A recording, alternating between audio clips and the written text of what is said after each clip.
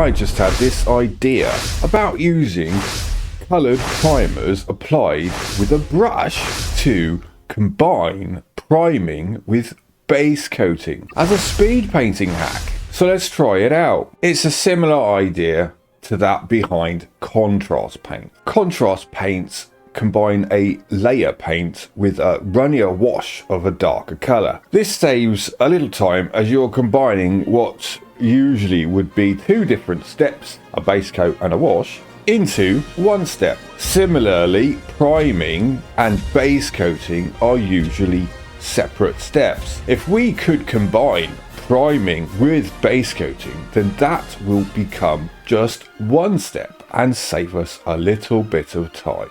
Of course, part of this idea is not strictly new. Army Paint has a nice range of coloured primers you can use to combine priming with base coating. However, this range of coloured primers are all in spray can format. This limits them to applying what I call auto-primed base coats for models which will mostly be of one colour. Say, for example, an ultramarine Adeptus Astartes or something similar. This ogre, however, has large areas of skin, leather, various cloth and metals for armour and weapons. There is not one base coat that covers most or all of him. If your model has many differently coloured areas like this, then using a crude tool like a spray can will not do. Even an airbrush does not allow for enough fine control. Alright, so let's see how we can do this. So here's the ogre we saw earlier, but right at the beginning of the painting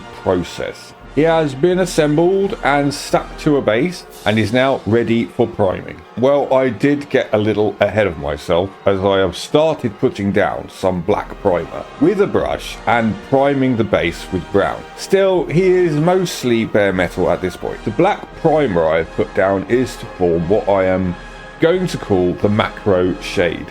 It is on the parts of the model heavily shaded from an imaginary overhead light source. So that is the inside of the legs, underside of torso, underside of arms, including weapons, and of course the shadow his big body casts upon the ground. You can think of it as a zenithal shade for those familiar with the zenithal highlight technique.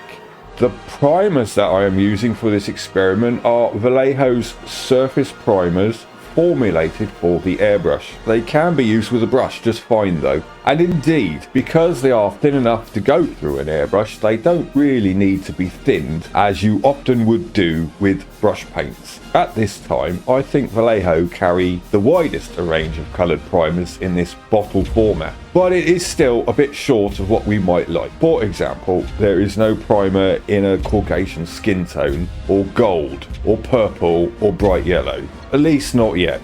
If this hack that I've thought of gets more popular, then I hope a wider range of coloured primers may become available in bottles like this. But for now, Vallejo has the best range. If you want to try out this hack on your own miniatures, then there will be a link in the description to where you can source these coloured primers at a nice discount.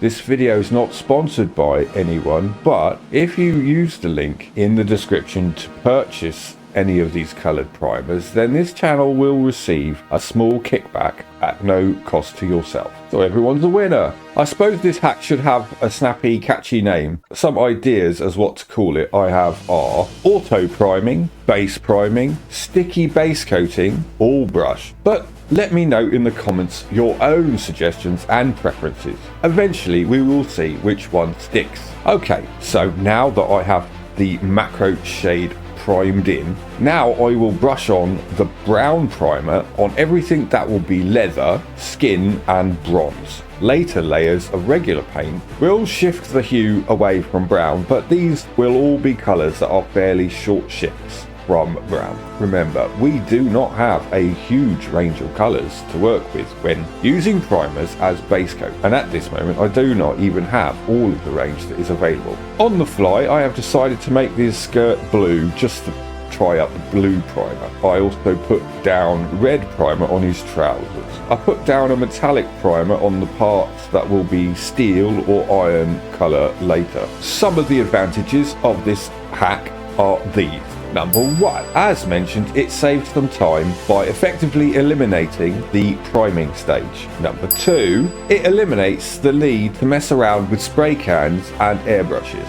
3, more subtly, it eliminates some of the motivational barriers to getting some paint down, especially on single figures, where you can just pick up a brush and go at it without planning batches, keeping an eye on the weather, or messing about with respirators and complicated cleaning rituals. So, some of the disadvantages. Number 1, primers are possibly harsher on brushes than regular paint. We might possibly destroy brushes at a faster rate with this method. 2, as mentioned, there is only a limited range of colours available at this time. 3, brushed on primer may take a little longer to dry and cure compared with the thin layers of an airbrush. Right now, this chunky boy is fully primed and also simultaneously almost fully base coated. From here, we can switch to regular paints and use whichever techniques we like to bring him to completion. A wash all over, dry brushing, or whatever you usually do.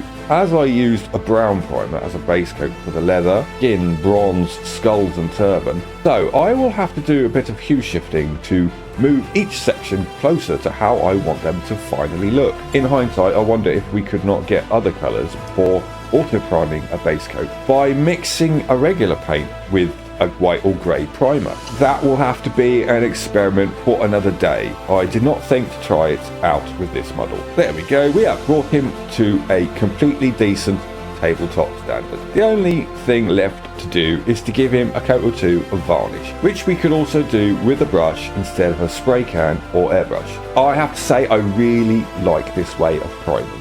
I do have a cheap airbrush which I normally only use for priming and doing the zenithal highlights, but I think it will now no longer be my go-to tool for priming. Honestly, I do find the fiddle factor of messing about with airbrushes to be a bit of a motivation hub to get over. Being able to just pick up a brush and get stuck in really lowers the barrier to entry for me, and it may for you too. Once again, if you want to get these coloured primers, you can use the links in the description to get them at a nice discount. Have a go, see if you like it, and if you found this video interesting, then why not like and share with your friends. Also, I welcome your feedback in the comments, and if you would like to get notified of any future videos I make, then toggle that subscribe button and hit the notification bell. Bye for now.